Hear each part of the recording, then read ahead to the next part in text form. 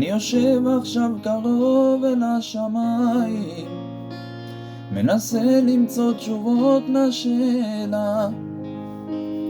על הדרך גם חולץ את הנעליים, חיילים עכשיו עוזבים את המרכבה.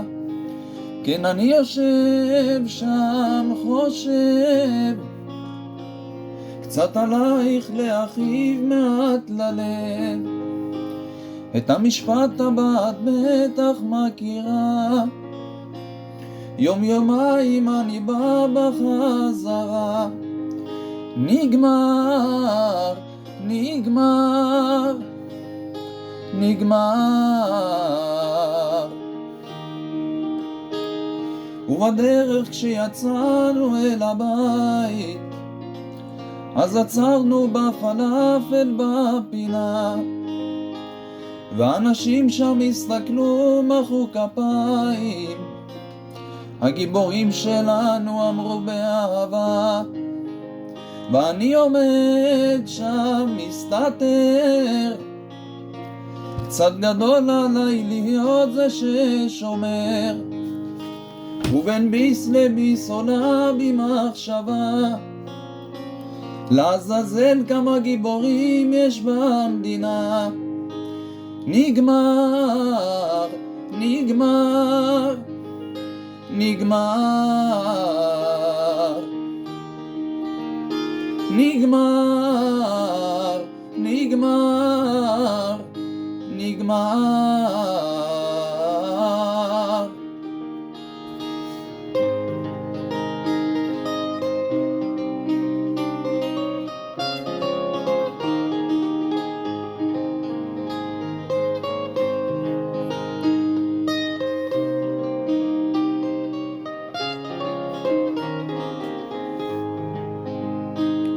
ומאז אפשר למנות כמעט שנתיים, והיום אני עסוק בהשלמה.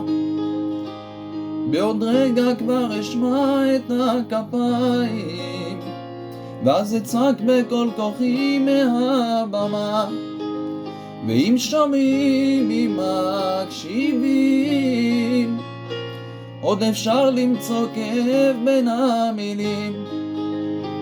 ומבטיח לא אכתוב על זה יותר, רק בפעם הבאה ששבר. נגמר, נגמר, נגמר. נגמר, נגמר, נגמר.